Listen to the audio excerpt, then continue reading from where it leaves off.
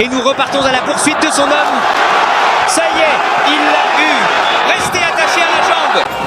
Oh waouh, qu'est-ce qui pousse là? Restez connectés. Bonté. Oh, il est éliminé. Oh là là. Beaucoup se sont toujours demandé à quoi ressembleraient les enfants de Brock Lesnar dans le monde du MMA. Eh bien, voici la réponse. Oui, ce viking sauvage, ou comme l'appellent ses fans, le néandertalien, est un combattant MMA invaincu et un lutteur impitoyable. Comme Brock, il possède une force incroyable, une carrure imposante, du charisme et une technique supérieure à celle de Brock Lesnar. Personne n'a vu la fille de Brock Lesnar, lutteuse amateur, mais les rumeurs sont-elles vraies? Est-il vraiment le fils de Brock Lesnar? Vous le découvrirez à la fin de la vidéo.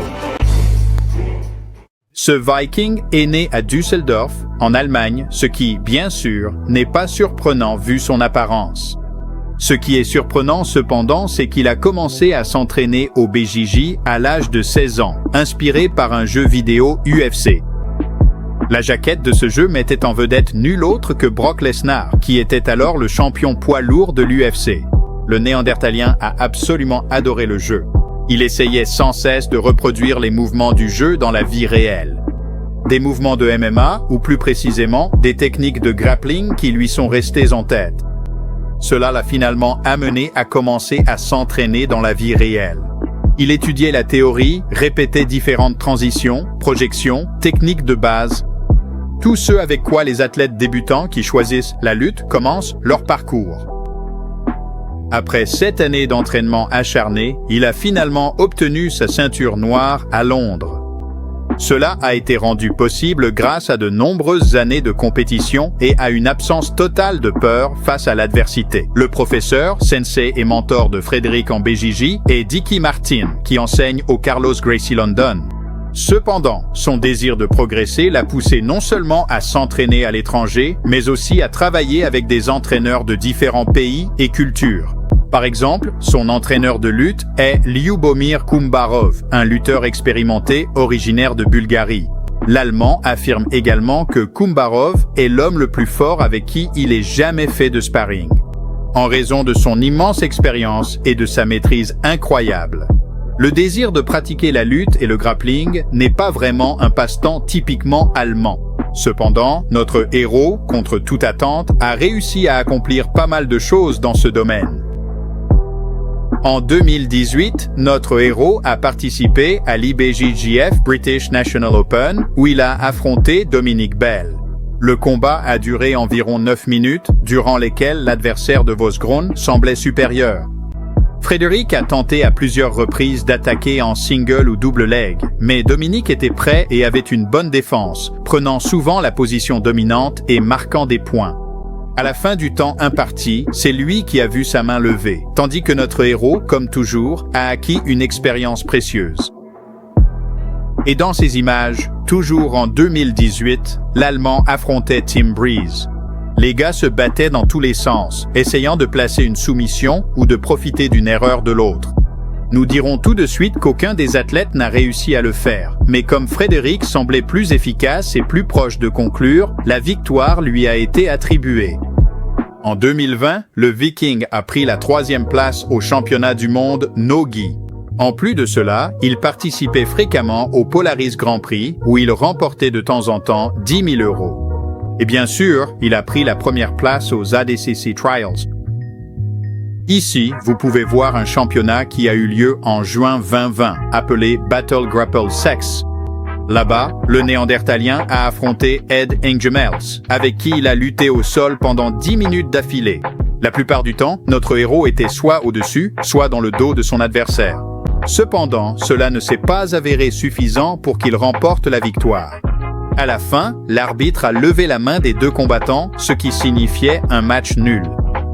En novembre, le néandertalien est apparu une nouvelle fois au championnat IBJJF Panogi, affrontant Khalil Fadlal. Cette fois, le Viking a démontré ses capacités avec succès et a battu son adversaire grâce à l'une de ses soumissions préférées, un étranglement en triangle de bras. Il lui a fallu environ 6 minutes au total. En mars 2022, cette brute a de nouveau participé à l'événement Open No-Gi pour décrocher un autre trophée. Ici, il a réussi à faire abandonner Joshua Guerrera en moins d'1 minute grâce à une soumission à la jambe. Il est très accompli dans le monde du grappling. Mais qu'en est-il de sa carrière en MMA? Vous vous doutez probablement déjà que sa carrière en MMA repose sur son expérience dans d'autres disciplines où il a obtenu des résultats remarquables par le passé. Grâce à sa base en jiu-jitsu, en grappling et à un style de lutte spécifique adapté au combat, lui et son équipe ont développé une approche qui l'aide à se préparer pour chaque adversaire lors des camps d'entraînement. En ce moment, il se concentre uniquement sur le MMA parce que c'est ce qu'il veut poursuivre, pour devenir un meilleur combattant. C'est le seul chemin qu'il suit avec ses entraîneurs et les compétences qu'il a acquises dans toutes ses disciplines au sol restent sa principale arme dans la cage. Les débuts ont eu lieu le 30 mai 2021.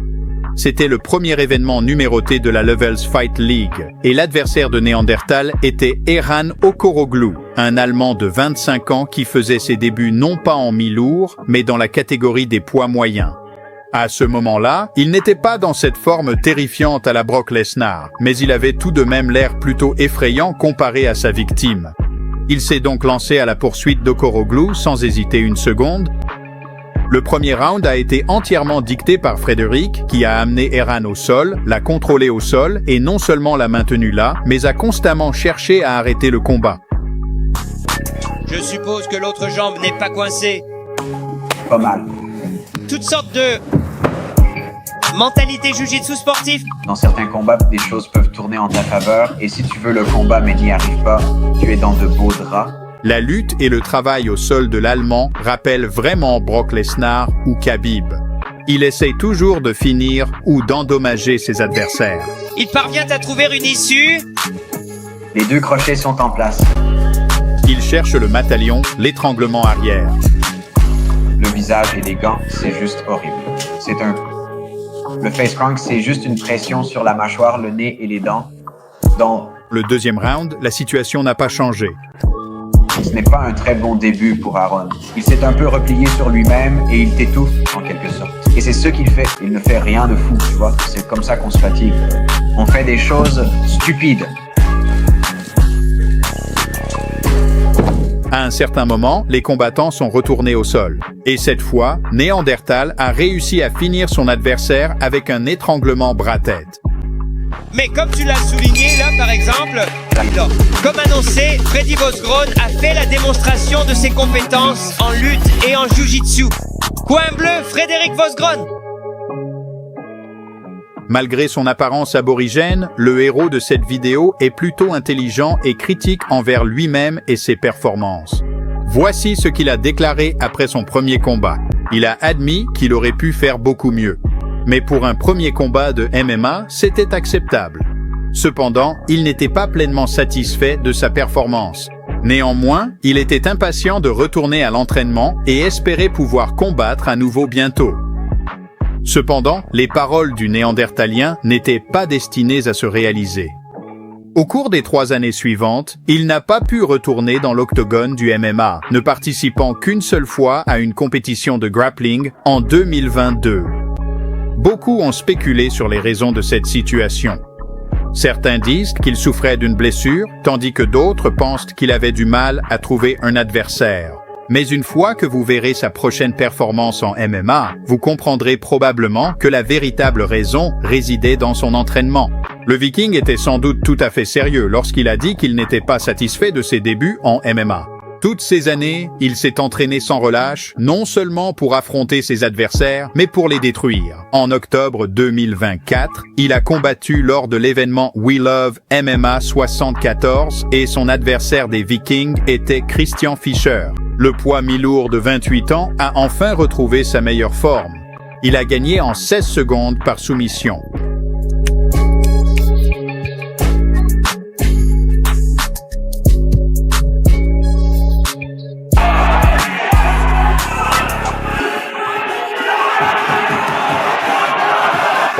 Oh, c'est fini.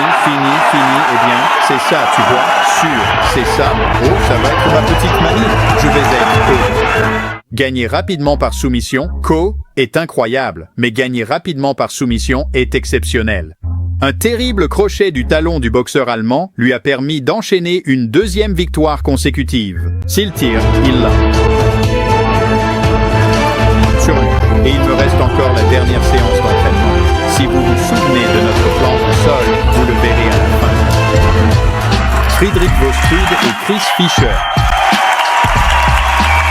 Et lorsque l'arbitre s'arrête, abandonnez. Grund dafür war ein Heel-Hook et der Sieg geht an Fredericks Vosgrud. Cette victoire a motivé le Néandertalien à revenir dans la cage seulement un mois plus tard lors du We Love MMA 76, où il a arrêté Nicolas Djokovic avec le même crochet du talon. Après une victoire en 16 secondes, celle-ci a semblé plus longue. Nicolas Djokovic a survécu pendant 1 minute et demie. De telles victoires impressionnantes ont attiré l'attention de beaucoup, et les fans ont commencé à demander quand le héros de cette vidéo arriverait à l'UFC et quelles étaient ses ambitions. Cependant, le Néandertalien est resté assez modeste dans ses déclarations. Il a dit qu'en ce moment, il règne en MMA, mais qu'il ne le fait pas depuis assez longtemps pour penser à des plans et des perspectives. Cependant, une chose dont il est certain, c'est que sa vaste expérience en lutte, BJJ et grappling est suffisante pour faire de lui un lutteur de classe mondiale, pour compenser le manque de préparation en technique de frappe. Pour l'instant, il gagne tous ses combats parce qu'il sent qu'il a un avantage. En ce qui concerne le combat au sol, il connaît bien plus de scénarios et de façons d'obtenir le succès que tous ses adversaires réunis. Après ces paroles, il semblait qu'un chapitre un peu plus calme de la carrière du Néandertalien s'annonçait, mais ce ne fut pas le cas. C'est son tout prochain combat qui a fait de lui une star des réseaux sociaux. De son rire étrange, « Hey, on a une prise, j'ai perdu du poids ». C'était vraiment génial, une expérience incroyable. À sa volonté animale de rattraper son adversaire à tout prix. La raclée a eu lieu le 5 avril 2025 lors de l'Octagon 69. Ce combat a été rendu possible grâce à l'adversaire du prodige allemand en la personne de Jurek Montagnac. Toute cette action s'est terminée au deuxième round par une soumission en étranglement bras-tête. Mais ce n'est pas le plus important ici. Cette poursuite sauvage a captivé l'attention d'Internet et a rappelé à beaucoup les projections brutales autrefois réalisées par l'ancien champion de l'UFC, Brock Lesnar. Ce combat a complètement changé la trajectoire de la carrière des Néandertaliens. Même lui s'en est rendu compte pendant le combat. En plein milieu du combat, il pouvait déjà entendre les réactions de la foule. Ah oui, cette main gauche, c'est de l'argent aussi. Oh, waouh! Vosgrud, il reste attaché. Regardez le chemin. Il ne veut pas laisser tomber ça. Waouh! J'ai entendu comment la foule les acclamait lorsqu'ils sont arrivés sur le terrain. Ils le soutenaient et criaient son nom. Et lorsqu'il a gagné, l'arène a hurlé encore plus fort. Jurek Montagnac tente d'échapper à l'emprise de ce Néandertalien. Il s'est dit touché par cet accueil et a déclaré que le soutien des fans était toujours une source de motivation pour lui. C'est un peu plus difficile avec ça. Il va se placer sur le côté de la cage. Un peu plus difficile à terminer, mais Montagnac essaye de rouler. Bonne balade. Eh bien, regardez le déplacement des hanches. Tenez bien le grand dorsal, là, de l'autre côté. Et encore une fois, c'est une question de niveau, n'est-ce pas? Ça doit être difficile pour lui. Il va obtenir la pression, Frédéric Vosgrud, depuis la montée, essayant d'attraper cette tête et ce bras. Il a obtenu la banderole. Il va le remettre en place. Il pourrait y aller. Il est sorti. Alors, qui est ce gars qui ressemble à un viking et que les fans appellent le Néandertalien? Comment s'appelle-t-il? Tout au long de cette vidéo, vous avez regardé Frédéric Vosgrud, probablement le meilleur espoir allemand en MMA et en grappling. Quant à savoir s'il est le fils de Brock Lesnar, nous ne pourrions le découvrir qu'en posant la question directement à Brock et aux parents de Frédéric. Officiellement, non. Mais qui sait? Peut-être que Monsieur Lesnar a visité l'Allemagne il y a 28 ans pour répandre quelques gènes. Mais, pour parler sérieusement, une chose est claire. La catégorie des poids mi-lourds est une division de strikers. Alex Pereira, Jiri Prochazka et même le champion de l'UFC Magomed Ankalaev. Tous ces combattants de haut niveau sont davantage des strikers que des grappleurs. C'est pourquoi, si Frédéric acquiert plus d'expérience et se sent plus à l'aise debout, il n'aura aucun problème à devenir champion dans cette catégorie de poids. Et vous, qu'en pensez-vous? Quel avenir attend le Néandertalien?